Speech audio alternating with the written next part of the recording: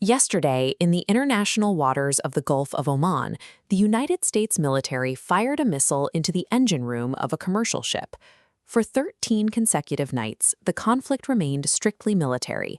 The U.S. bombed air defense systems and drone facilities, while Iran retaliated with drone strikes on American bases in Iraq and Kuwait. This vessel, the MT Lavine, was different. It was a Panamanian-flagged civilian tanker carrying commercial cargo, not a military transport or a weapon shipment. By choosing to disable this ship, the U.S. has rewritten the rules of engagement for this conflict. The Navy has moved from targeting military infrastructure to targeting the trade vessels themselves. It is a transition toward a strategy that prioritizes the physical disruption of shipping. This map of the Gulf of Oman shows the U.S. naval blockade line. On Friday, the Lavine was intercepted approaching blockaded Iranian ports. The ship attempted to breach the blockade 4 separate times.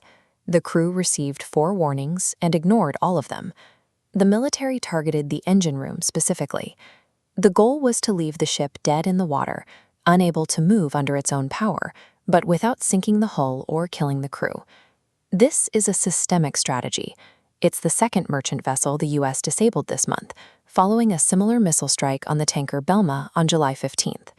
The United States military is now executing an offensive maritime blockade. By firing on civilian tankers, they are physically cutting off the adversary's ability to trade. This escalation has triggered a second front hundreds of miles away in the Red Sea. Iranian-backed Houthi militias have begun attacking Saudi oil tankers in the Red Sea, drawing Saudi retaliatory strikes on the port of Hodeidah. In Washington, the administration is preparing for a long fight. Congress approved $73 billion in new military funding this week, and the president has stated he is in no hurry to end the war. Tehran is responding by deepening ties with China and Russia. They are signaling that they will not yield to American military pressure, even as their supply lines are being hit. With diplomacy stalling, U.S. embassies have issued evacuation warnings to Americans across the region. Both sides are now bracing for a prolonged, multi-front war. A quarter of global shipping flows through the Strait of Hormuz and the Red Sea. Both are under active fire. When militaries fire on civilian ships, the region becomes uninsurable. Maritime insurance companies withdraw coverage, effectively grounding standard trade. Shipping companies are forced to detour thousands of miles around Africa, adding weeks to transit times and millions to fuel costs.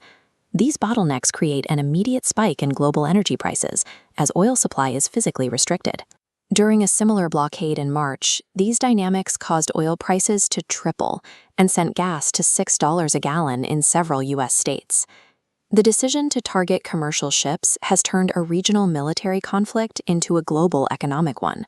The missile fired in the Gulf of Oman yesterday will likely be felt at gas pumps and grocery stores within days.